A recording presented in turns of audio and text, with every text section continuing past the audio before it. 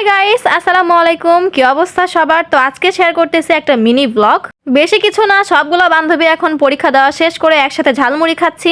তারপর দোকান থেকে একটা মজা ক্রিস্পি কিনে নিছি আর দেখো একদম দাঁত কেলাতে কেলাতে যাচ্ছে এখন বাসায় এসে সুন্দর মতো রেডি হচ্ছে এখন। আর দেখো একদম লিপস্টিক ঢালতেছি আচ্ছা মতো। সো এটা হচ্ছে আমার ভুতুরে ফাইনাল লুক। কেমন লাগতেছে অবশ্যই বলবা। এখানে মামি কল দিচ্ছে আব্বুকে।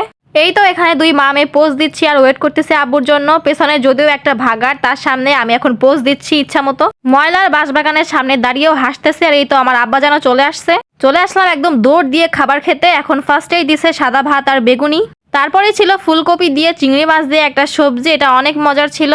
আর তারপরে ছিল ডাল, তারপরে ছিল এই তো ট্যাংরা মাছ, তারপর ছিল রুই মাছ।